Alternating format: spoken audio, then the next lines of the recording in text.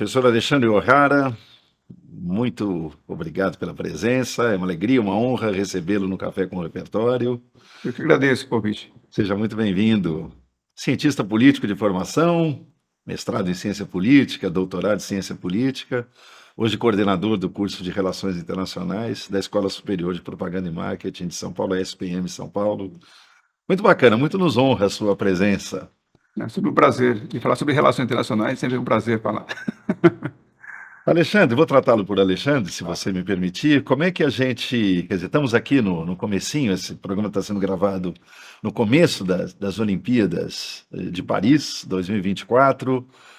Enfim, vamos transitar um pouco no primeiro momento sobre essa questão, assim, as várias dimensões que as Olimpíadas trazem. Quer dizer, o que é para um estudioso das relações internacionais, para um professor de relações internacionais, o que é o fenômeno das Olimpíadas?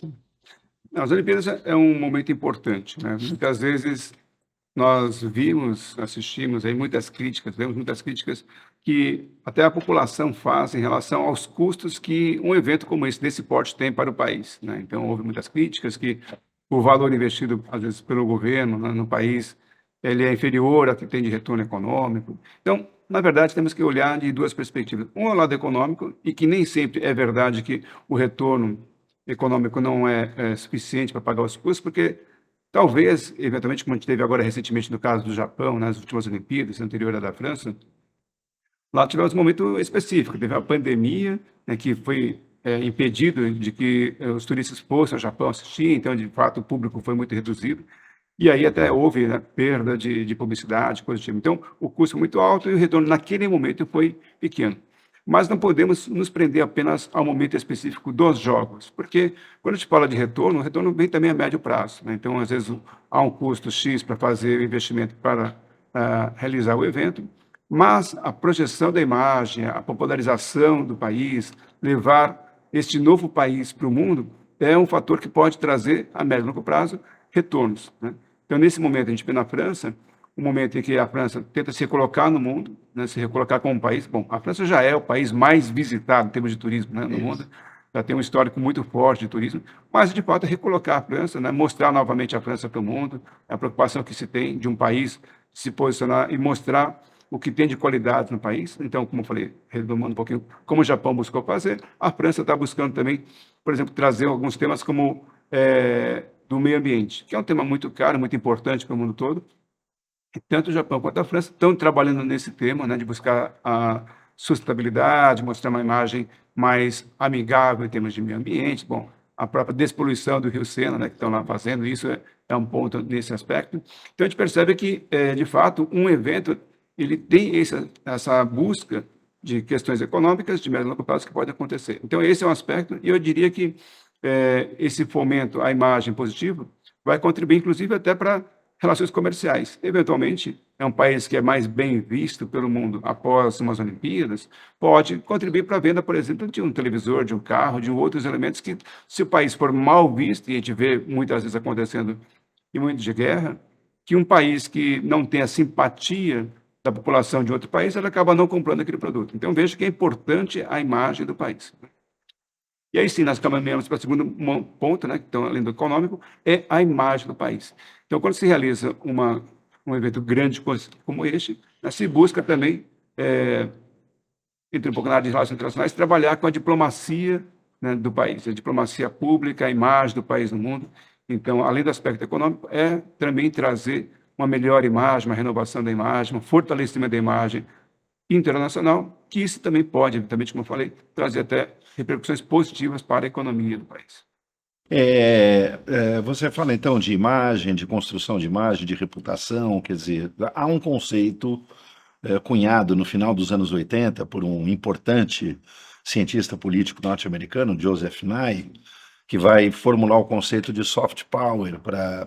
É isso, você está falando disso então, Alexandre? Quer dizer, imagem de país, reputação, estamos falando de um poder brando, no sentido positivo da palavra poder, que as Olimpíadas de alguma maneira ajudam a alavancar, é disso que estamos falando? Isso. Quando a gente fala de poder, né, o poder brando significa a capacidade de um país obter a ação do outro, né, naquilo que ele deseja, né? Então, vamos supor, no caso econômico, a França quer trazer a simpatia da população de outros países do mundo para que os produtos franceses possam ser comprados, tá? Atraindo o interesse dos consumidores aos produtos franceses. Então, esse poder é nesse sentido, de poder conduzir o comportamento do outro de acordo com os nossos interesses, o interesse de quem está produzindo essa ação.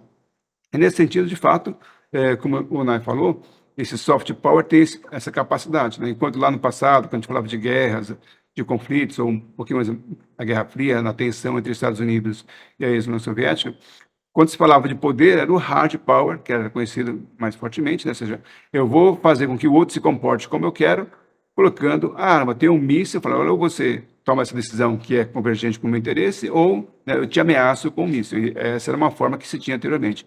A partir do Joseph Nye, ele vai construir um conceito que é, bom, eu consigo ter ou obter o comportamento do outro de acordo com os meus interesses, mas não colocando uma arma né, como uma ameaça, mas usando a simpatia, né, usando esse outro lado mais, nesse caso, soft, mais brando. Né? Então, como é que eu faço isso? Bom, posso trazer elementos culturais, por exemplo, para que essa pessoa, ou esse país, essa nação, se torne mais simpática. Aí eu consigo fazer com que ela se comporte como eu quero, mas não a ameaçando, mas tendo a simpatia dela para o meu lado. Então, de fato, quando a gente olha as Olimpíadas, um dos fatores que motiva muitos países a desenvolver e até competirem para trazer um evento, a gente fala das Olimpíadas, mas tem a Copa do Mundo, tem as Olimpíadas de Inverno, né? Então, são eventos grandiosos, grandes, vultosos em termos de custo, mas que têm retornos, né? E os países buscam fazer esses eventos exatamente para buscar esse retorno do poder brando, né? Como nós mencionamos, do poder do soft power, para que as outras nações fiquem mais simpáticas a ela.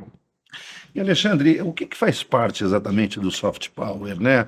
Falamos um pouquinho aqui de esporte, esses grandes eventos, Olimpíadas, Copa do Mundo, Olimpíadas de Inverno, mas assim, quais os elementos que compõem essa ideia de soft power? Além do esporte, quer dizer, o que que a gente pode colocar?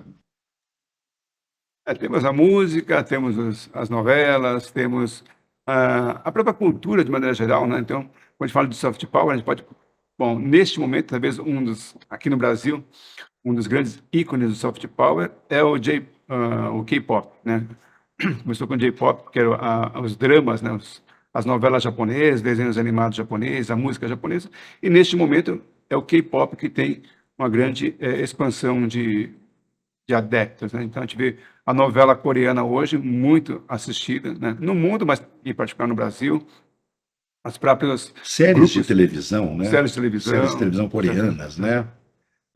a música coreana também, né? E eu fiquei muito impressionado, eu tive aqui há um tempo atrás recebendo uma recepção a presidente sul-coreana, e eu vi lá os fãs, né, quando apareceu o grupo cantor, né, de músicos coreanos, o pessoal cantando em coreano, as músicas coreanas, assim, não é trivial, não é inglês, né, mas em coreano, né, e em coreano é muito bom. Então, a gente percebe a força que tem, né, desses elementos culturais em atrair, e aí a gente percebe que, bom, se tem fãs, eles são muito simpáticos à cultura coreana, e aí isso envolve, novamente, né, o lado comercial. Aí você vai vender sorvete coreano, suco coreano, carro coreano, né, Séries sei lá, coreanas, séries né? Séries coreanas, né, coreanas, né? e até mesmo a parte, vamos dizer, um pouco a área acadêmica, que até um tempo atrás, estudar Coreia não era algo assim, não, puxa, eu quero estudar Coreia, quero estudar cultura coreana. Não. E hoje você tem uma competição de estudantes brasileiros que querem ir para a Coreia estudar a cultura coreana muito forte. Então, a gente percebe que, de fato, existe um efeito, né, de médio e longo prazo importante quando se faz uma política, uma clara desenvolvimento dessa relação com o país em termos de soft power. Agora, gastronomia a gente pode colocar também nessa rubrica do soft power? Ah, sim, com certeza. A soft A power, comida tem, então, um papel, digamos assim, como espécie de um abridor de caminhos, uma espécie de uma embaixada informal, sim, um ativo cultural que nos ajuda também, facilita a criar relações interculturais. A gente pode colocar a gastronomia, Alexandre, acho nessa. que sim. Bom, em particular, se pode falar da França, né, tem uma gastronomia importante, né, muito conhecida no Brasil, muitos até alimentos no Brasil, croissant, por exemplo, né, que as pessoas falam, não sei de onde que vem a palavra, mas né, a gente percebe que é uma palavra francesa. E quando a gente fala da Ásia também é a mesma coisa, né? Então a gente vê que, bom, as reuniões asiáticas de maneira geral são bastante abastecidas, né, ou regadas a comida, a bebidas asiáticas, porque faz parte do dia a dia, né? Então, uma maneira de você trazer a simpatia é, de fato, promover também a parte gastronômica, né, esse lado importante. No caso do Brasil, acho que é bem interessante, porque o Brasil é um país muito aberto, né, a essas experiências gastronômicas, vamos dizer assim. Então, a gente percebe que, em São Paulo, em particular, você tem uma cozinha internacional com várias possibilidades, e muito boas, por sinal, né? Não é só que é diversificada, mas é muito boa. E, de fato, a gastronomia é um caminho, né, pelas quais os governos tentam fazer. Então, muitas vezes, quando a gente tem encontros com o pessoal do consulado, o pessoal diplomático, você vai encontrar, né, muitas vezes, uma referência, né, não apenas uma discussão econômica, técnica, tecnológica, mas também uma recepção que traz alimentos, né, que traz uma gastronomia local do país, está promovendo exatamente para poder também ter este elemento a mais de atração, né, das pessoas do país de destino a quem se busca fazer essa diplomacia. O convite para jantar, um convite para almoço, na verdade, é uma espécie de um cartão de apresentação, de construção de simpatia, Sim, né? Uma espécie de lubrificante de encontros sociais muito importante, né? De perfeito. uso muito estratégico, inclusive nas negociações Sim. e no ambiente das relações internacionais, né? Então, para trazer um exemplo nacional, né, da gastronomia como elemento de diplomacia, nós tivemos recentemente aqui a visita do primeiro-ministro e o presidente Lula, na conversa com ele, mencionando as exportações da manga, né, para o Japão, que foi uma negociação de décadas, né, para o Brasil conseguir exportar as mangas brasileiras para o Japão. E a manga brasileira, para quem já consumiu, sabe que é assim, muito suculenta, doce, tem uma qualidade muito boa, mas demorou muito tempo para o Japão poder importar as mangas brasileiras. E o presidente Lula mencionou aqui, uma maneira de fazer com que o Japão pudesse importar foi na visita do primeiro-ministro, se não me engano, o Abe, quando ele veio para cá,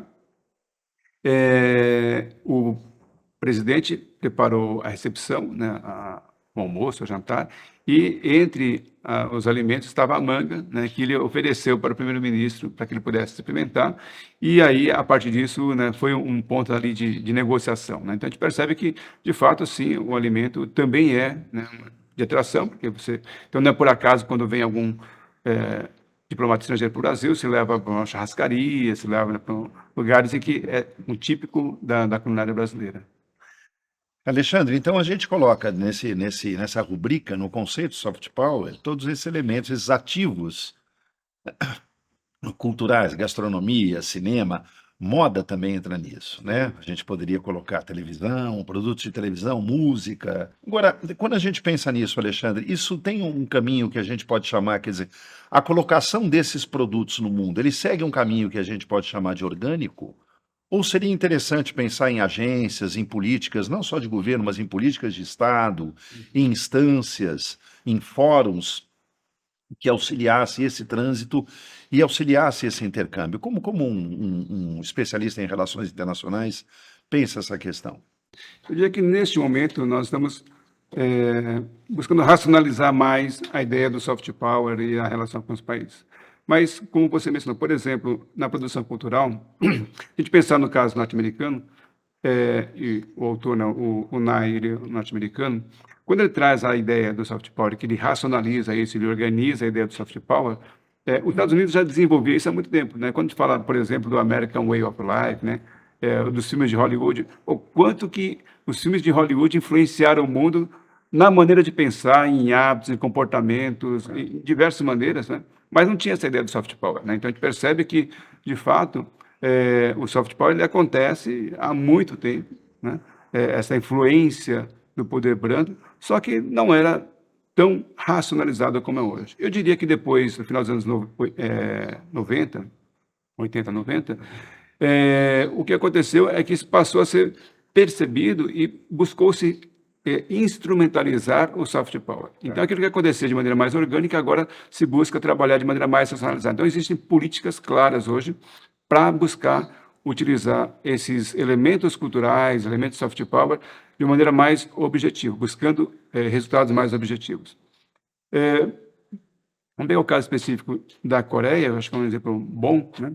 A gente mencionou aqui, bom, hoje o K-pop é muito disseminado pelo mundo, tanto as bandas quanto as séries, os dramas, as novelas, mas isso veio a partir da política governamental. Mas imagina, no final do século passado, pensar em Coreia era um país pequenininho, né, que não tinha tanta dimensão e tanta expressão no mundo, mas a partir do momento em que o governo sul-coreano estabelece isso como uma meta de aumentar a posição econômica da produção cultural sul-coreana, isso ganhou uma dimensão no mundo de tal forma que hoje nós temos os Oscars, né, de filmes sul-coreanos, nós temos um aumento do turismo na Coreia, nós temos uma simpatia maior pelos produtos sul-coreanos. Então, a gente percebe que, sim, é possível hoje a gente olhar para países, e os países estão organizando não mais uma expansão orgânica e natural dessa influência, mas não, estão criando políticas para, bom, como é que a minha música pode fazer diferença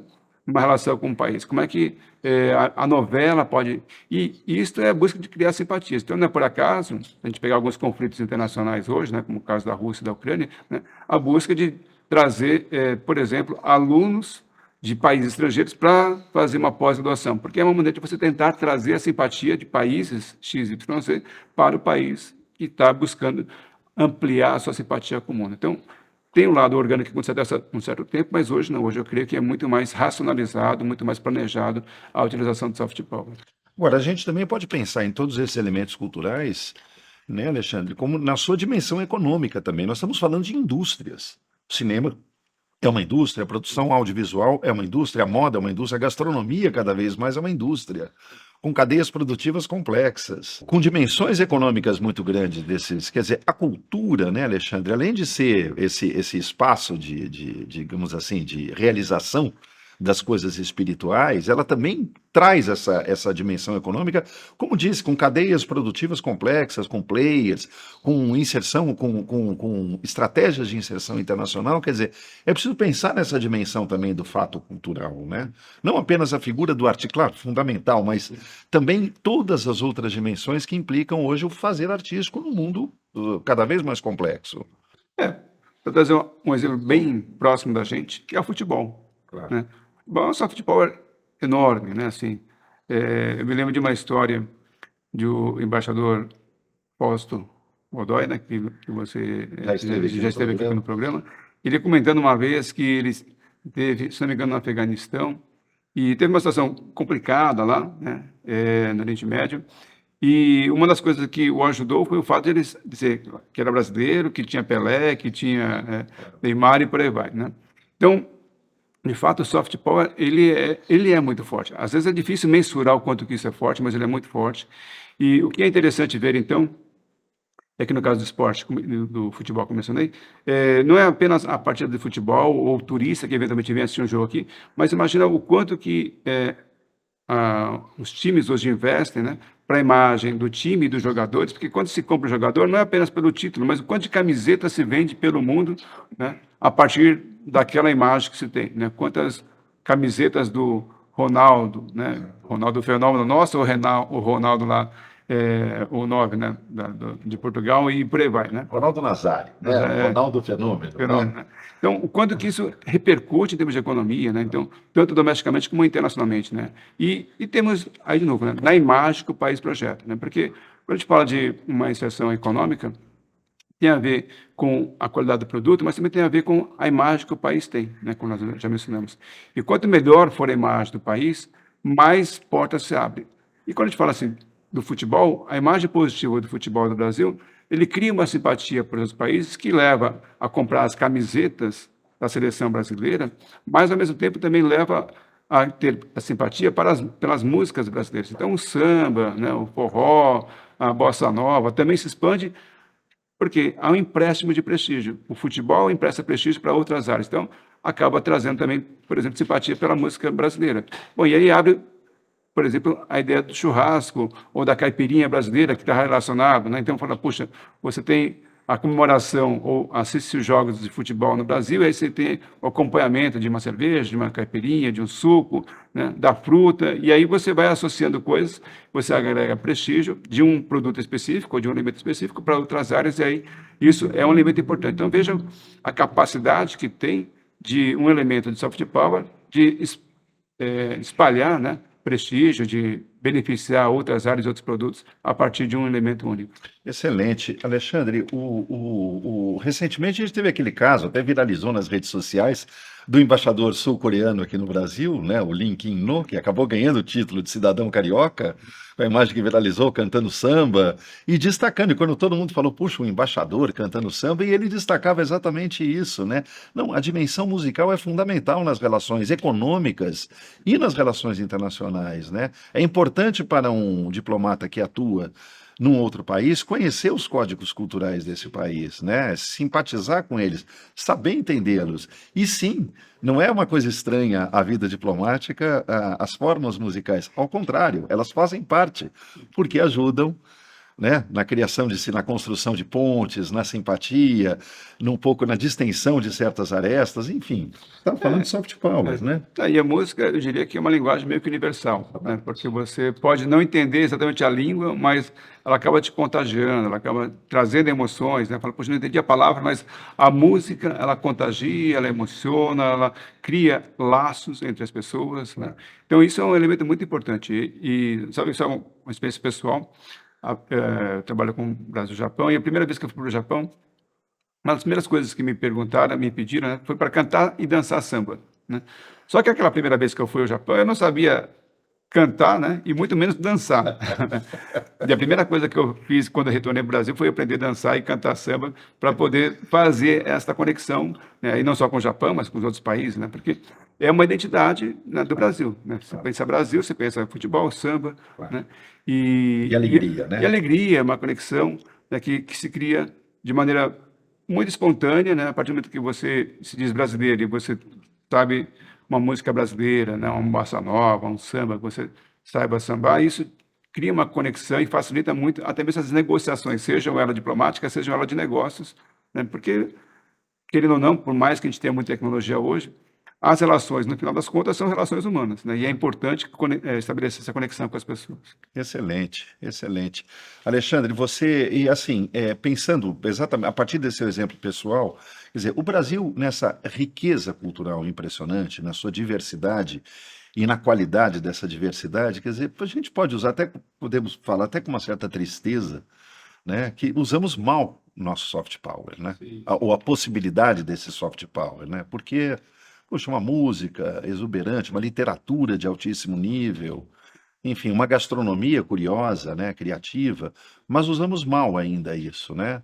Sim, o aproveitamento eu diria que é bastante baixo, tá bom? Aí, para pegar um número bem objetivo, né, que nós estamos comentando aqui o caso da França, quando começamos a nossa conversa, são mais, sei lá, cerca de 80 milhões, né, de visitantes lá, nós estamos muito abaixo disso, né? São 80 milhões de turistas estrangeiros ano, né, Ano na França, na um França. número extraordinário. Né? Então, é só contabilizar quanto que isso, né, representa para a economia francesa, né? Então, é uma contribuição muito importante.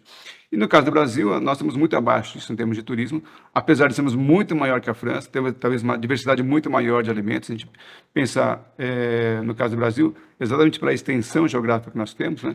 Cada região tem uma comida típica que poderia ser muito explorada no sentido positivo, né, de valorizada, para que o turista pudesse vir, né? Então, caso de São Paulo, Rio de Janeiro, Amazonas, Rio Grande do Sul, nós temos tipos diferentes de alimentação, de gastronomia, que poderiam ser muito bem explorados e fazer com que o turista que viesse, não viesse só para São Paulo para um turismo, nós falamos de turismo econômico, né? Puxa, mas tem uma riqueza cultural muito grande no Brasil que a gente não valoriza e isso acaba fazendo com que percamos aí potenciais, né, de utilização desse nosso soft power em termos econômicos também.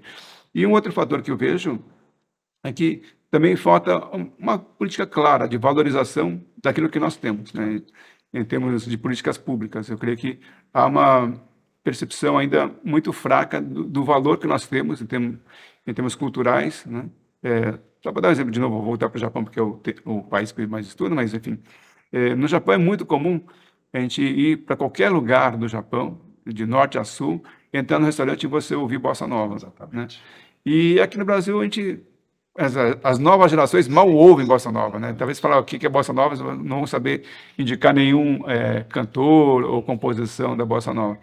E a gente explora muito pouco isso, né? De novo, explorar no sentido positivo, né? Esse valor desse ativo que nós temos, a literatura, a própria novela brasileira, né? Que nós estamos falando de novelas japonesas e coreanas que fazem sucesso no mundo, mas há um tempo atrás, nos anos 80, a novela brasileira era assistida na China, assistida na América do Sul, nos Estados Unidos. Era o grande produto de exportação Era um grande brasileiro, produto, e né? nós perdemos isso. Sim. Então, isso aconteceu porque não soubemos valorizar, não soubemos dar uma política pública clara, né? E isso é investimento, porque também um outro ponto que a gente vê às vezes, né, é que fala, poxa, vamos investir em novela, em filmes, em música, isso é um custo. Não, não é um custo, é um investimento, porque tem um retorno importante, tanto em termos econômicos como em termos de imagem do país, né?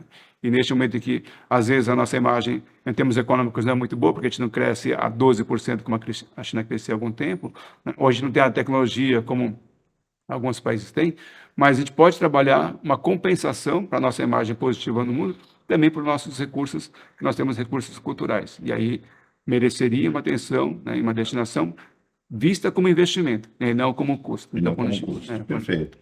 Agora, Alexandre, você, enfim, tem essa ponte Brasil-Japão muito forte, trabalhou para o Ministério da Economia do Japão, enfim, é um estudioso das relações internacionais, coordena hoje um curso de relações internacionais.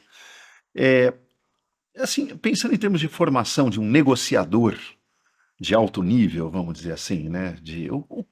Quais são as habilidades e competências que você, como professor e como pesquisador, e como né, um- um negociador das relações internacionais, o que você entende quais são essas habilidades e competências fundamentais ou muito importantes para desenvolver um negociador em alto nível?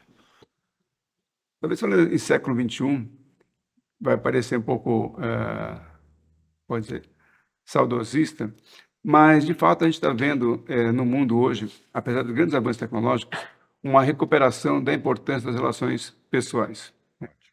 Nós tivemos, agora, recentemente, na SPM, o lançamento de um livro do Kotler, um grande administrador, conhecido na Uma administração, e tal, espécie de guru do marketing, guru né? do marketing, exatamente, né? E em que o título é H2H, ou seja, H2H, ou seja, humanos para humanos. E o que que mostra isso? E aí, ele fazendo a fala na sua palestra, ele dizia, olha, um dos grandes problemas do marketing, né, seu desenvolvimento ao longo dos últimos anos, foi que o marketing esqueceu que o marketing é para vender algo para um ser humano, né? E é interessante porque quando a gente pensa em relações internacionais, hoje, né, cada vez mais, a gente precisa pensar que toda relação é para o ser humano, né? A gente está negociando com outro país, não é com uma máquina de outro país, não, a gente está relacionando com uma pessoa que está do outro lado do mundo. Então, quando a gente pensa, sei lá, vamos pensar em termos de meio ambiente, existe uma grande negociação internacional, preocupação mundial com o meio ambiente, mas não é um meio ambiente abstrato. O meio ambiente significa que se aumenta o clima ou a temperatura no mundo, se eu diminuo a quantidade de água no país, né, isso vai ter efeitos sobre as pessoas. Então, no limite, quando a gente pensa em relações internacionais e pensamos em negociações internacionais, temos que pensar que essas negociações no limite estão levando a consequências e resultados sobre pessoas. Então é importante que a gente tenha sempre claro, né, esta percepção de que estamos negociando com vidas humanas, com pessoas, né, seja para a cooperação, seja para o conflito, porque também nas relações internacionais temos as ações de paz e conflito. Mas mesmo quando é um conflito, né, temos que pensar que do lado estão pessoas, né? A gente vê aí várias situações de refugiados, pessoas que são deslocadas do seu próprio país. Então, não dá para deixar de lado então, a questão humana, né, o assunto humano. Então, eu penso que, né, pensar em relações internacionais, pensar em um grande negociador, são negociadores que levam, né, sempre em primeiro lugar, a presença do ser humano, né, seja para a paz, seja no conflito, seja no econômico, seja no meio ambiente, sempre o resultado final vai ser sobre o ser humano. Então, esse é um aspecto importante. Um segundo ponto que eu vejo, aí sim, depois colocamos isso como prioridade, que estamos negociando relações que têm impacto sobre as pessoas, é como é que a gente pode fazer essas negociações. E aí existem os dados, né? São os instrumentos para negociar. Quais são os interesses dos países? Como é que eu constituo? Bom, o Brasil vai negociar lá, com os Estados Unidos, com a Alemanha, com o Japão, com a China, e existem os interesses. Então, assim, lógico, vai ter impacto sobre a vida dos brasileiros, dos americanos, dos chineses, né? E aí, de que maneira eu mensuro o interesse do país, do Brasil, com esses outros países? Eu preciso saber, bom, qual é o interesse do brasileiro, o que que eu faço se eu exportar mais soja, exportar mais carne, o que que eu posso importar, tarifas. Então, para tudo isso, eu vejo que é importante, temos como ferramentas hoje as tecnologias. Também para um bom negociador internacional hoje, é importante que ele conheça, né, como se instrumentalizar das tecnologias disponíveis para poder fazer uma boa preparação para negociar. Não dá para ir para uma negociação internacional sem saber o que que o Brasil pode importar, o que que o Brasil pode exportar, né, qual é o impacto que o Brasil vai ter se ele reduzir uma tarifa, por exemplo, num acordo comercial, né? O que que acontece se o Brasil fechar as portas para a imigração, ou se ele abrir as portas para a imigração, como é que eu recebo um refugiado internacional? Então, todas essas outros fatores dependem de um planejamento. E esse planejamento, muitas vezes, pode ser facilitado a partir do momento que a gente tenha um bom controle, né, um bom conhecimento de tecnologias que possam auxiliar. Ele não precisa ser o programador, mas precisa ser alguém que consiga minimamente, né, cuidar aí dessas informações de uma maneira usando as tecnologias. Agora, fala-se muito hoje nessa questão dos hard skills e dos chamados soft skills, né? Um negociador de alto nível, quer dizer, é alguém que também precisa desses soft skills, né? Sim, sim. Afora conhecer toda essa parte, digamos, essa estrutura mais técnica, também ter essas capacidades mais sutis, né? Essa sutileza, a intervenção, a leitura de um país, a leitura de um ambiente, a leitura de uma situação. Como é isso em negociação e nas negociações internacionais, assim, Alexandre? Qual é a importância dos soft skills? E, claro, puxando a brasa para a sardinha aqui do nosso projeto, como é que você entende a importância desse negociador ter repertório, domínio de uma cultura geral e como isso é um facilitador desses trânsitos internacionais? Não, conhecer, ter esse controle, essa habilidade de cuidar e de lidar, né, com diferentes culturas é fundamental. Eu diria que hoje ainda é mais fundamental, exatamente porque a gente observa que o mundo está passando por um momento em que há umas radicalizações, né, de posições. Então, o certo é aquilo que eu conheço e não o que você conhece. E quando a gente vai para as relações internacionais, não dá para ser assim, né? Então, a gente vê desde religião, hábitos gastronômicos, né? O que que é certo? É comer um peixe cru ou peixe cozido, né? Fala, poxa, eu vou chamar alguém para negociar comigo, mas só vou oferecer peixe cozido porque peixe cru não faz parte do que é correto. Então, a partir do momento que eu não conheço a cultura do outro, eu posso fazer um pré-julgamento e ter um preconceito em relação ao outro que é equivocado. E aí isso pode causar todo um grande problema, né?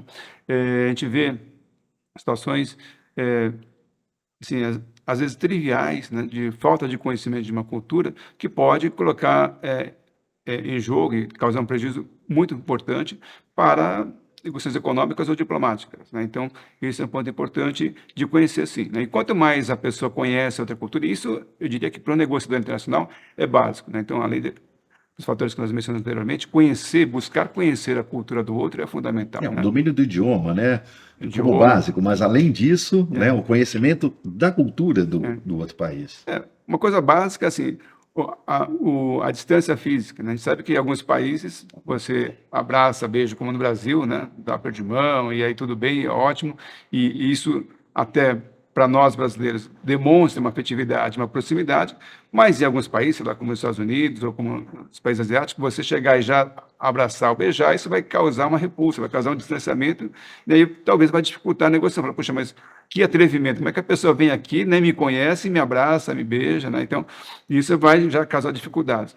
Então, é uma coisa simples, né? Que para nós brasileiros, eventualmente, é natural chegar lá e já abraçar, e acho que isso vai ser algo positivo, mas o fato de não conhecer outra cultura já vai criar um ruído, vai criar uma dificuldade. Então, é importante, sim, né, saber de que maneira, até mesmo eu vou cumprimentar outra pessoa, né? A primeira impressão é que fica, como às vezes se dizia no ditado, né?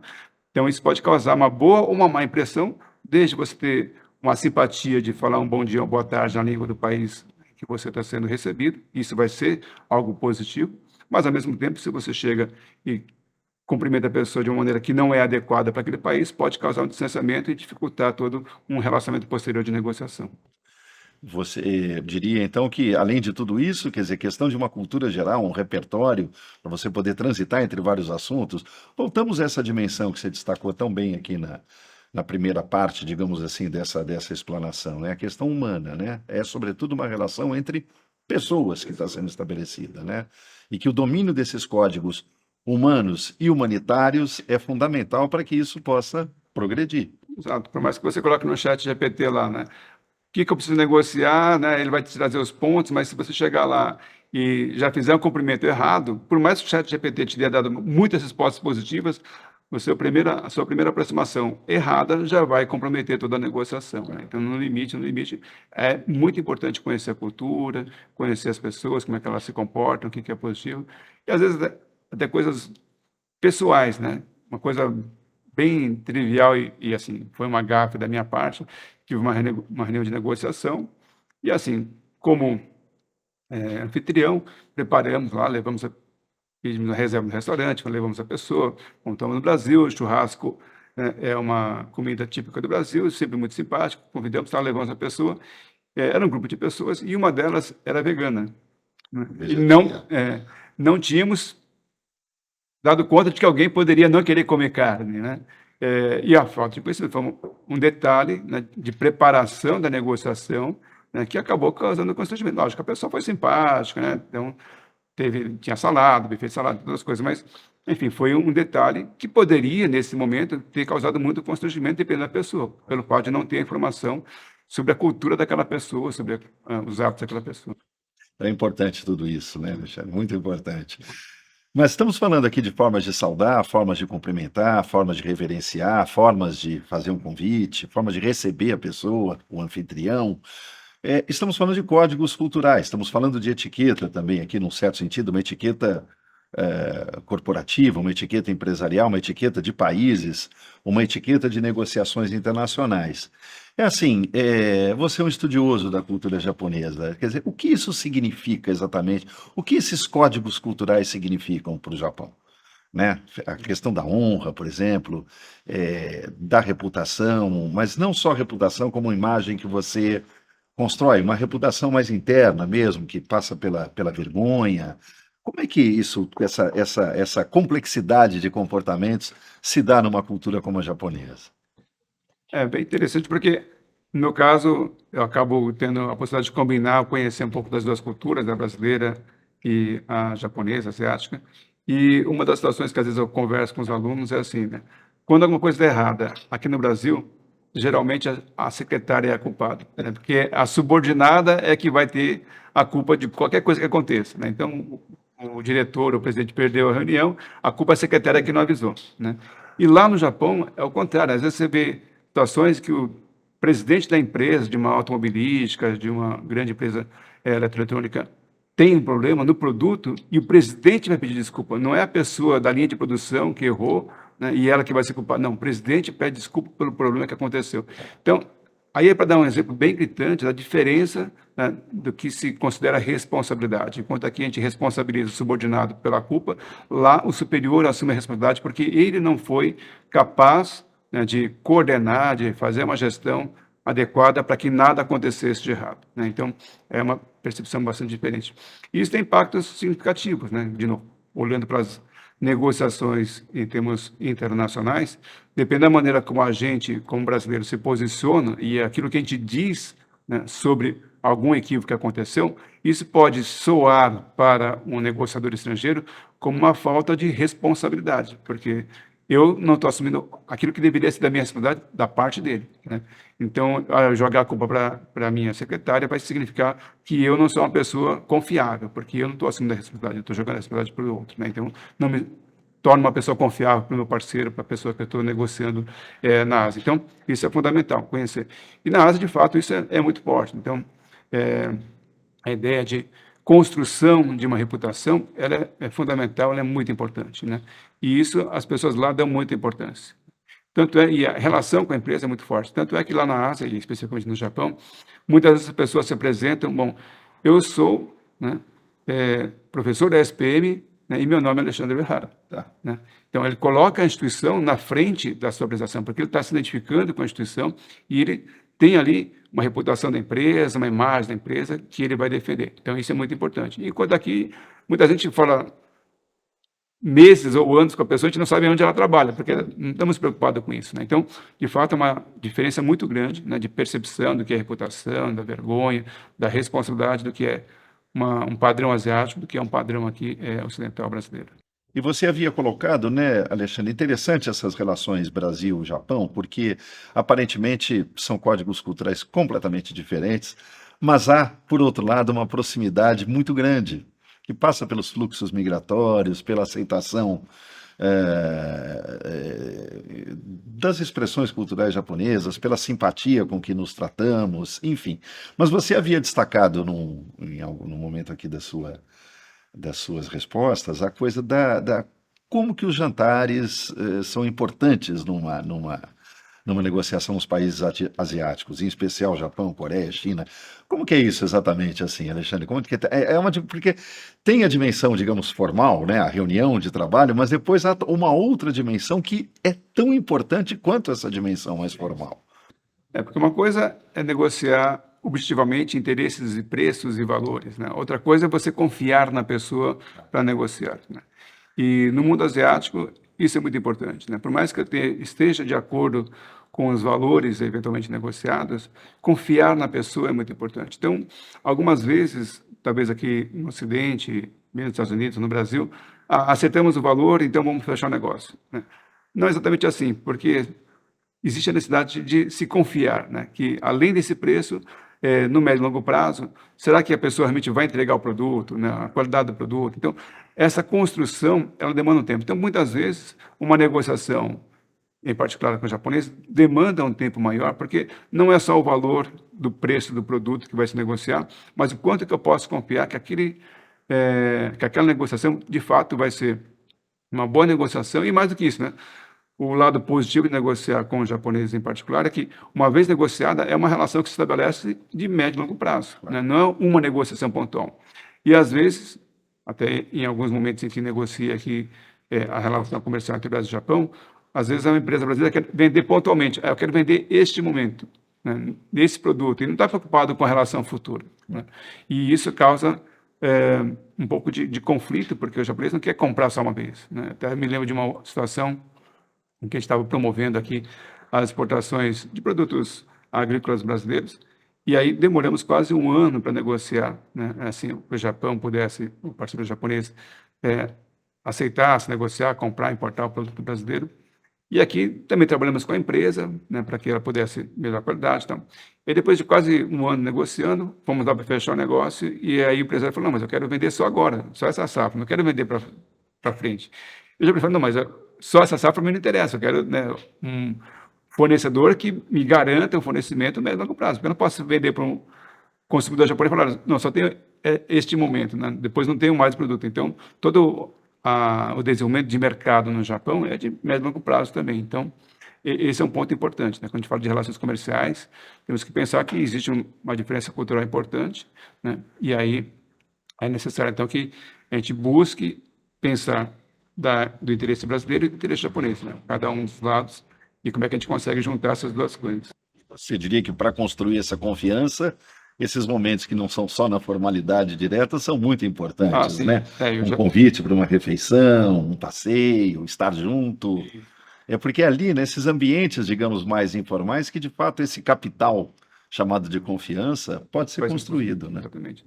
Então, normalmente, nas negociações com os asiáticos, você vai ter o momento do escritório e depois o momento pós-escritório, né? Que você vai lá e tem um jantar, um almoço, né? Um momento mais informal, mas onde as relações pessoais vão sendo construídas. E aí isso é fundamental. E isso é muito duradouro, né?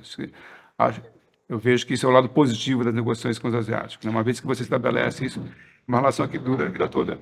E eu já tive situações em que negociei com uma empresa e depois a gente mudou de situação, mudamos de empresa, mas a relação que você estabelece com a pessoa é para além daquele negócio específico, né? Uma relação realmente que se estabelece para uma vida, né? E aí você, seja em que momento você estiver, você consegue contar com aquela pessoa para negociar, desde que haja confiança. Mas também não pode pisar na bola, né? Claro. Se pisar na bola também é um problema. A recuperar a confiança é muito complicado. Manusear os talheres, manusear as palavras, manusear as situações. Sim, A essência de um bom negociador. Sim, com certeza. E no caso do Japão, essa construção da confiança, ela passa não só por esse tempo de junto, né, de estar junto, mas também de não cometer equívocos, né, porque Lógico, todas as pessoas podem errar, mas não pode errar muitas vezes, né? Porque aí se perde a confiança, né? A gente diz, eu lembro que lá no passado, na minha infância, meu pai dizia, olha, eu te dou 3 chances, mas depois da terceira chance você não pode errar mais, né? Então, nós, como ser humano, a gente pode errar, mas não pode errar sempre. Então, temos aí uns limites também estabelecidos. Alexandre, muito obrigado. Prazer ouvi-lo, prazer recebê-lo. Eu que agradeço o convite. Muito bom estar aqui. Muito obrigado. Que bom.